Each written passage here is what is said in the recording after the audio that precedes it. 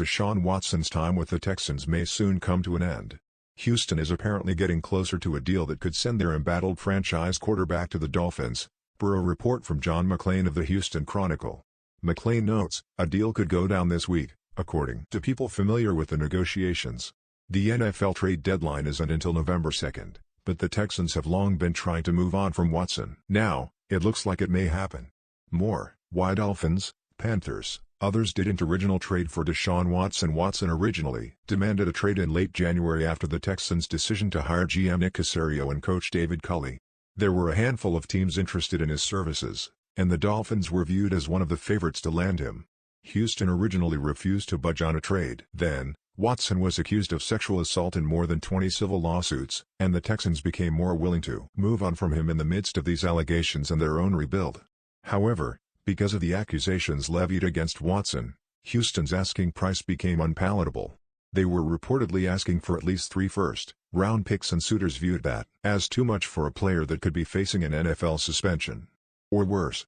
Will Miami pay that price to acquire Watson? The Dolphins have started the season 1-5, and while Tua Tagovailoa has looked good at times, he missed 3 games due to a rib injury. Watson would be a clear, proven upgrade over Tagovailoa on the field, if he is able to play. More, want to know about the sexual assault lawsuits against Deshaun Watson? Watson should be able to play if he gets traded. He's technically eligible to play for the Texans right now. The team is choosing not to play him because of both his legal situation and tensions between Watson and the team's leadership stemming from his trade request. The QB has practiced with the Texans to avoid daily fines of $50,000, per McClain.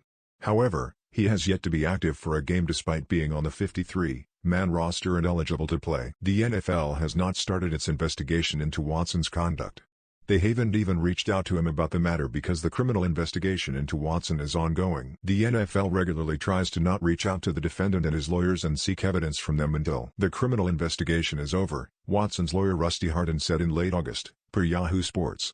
Historically, they wanted to make sure they don't interfere with the criminal investigation. When the criminal investigation is over, then they will do their own separate finishing up. I have had no contact with the NFL, except to call initially and say, whenever the time is appropriate, we will fully cooperate.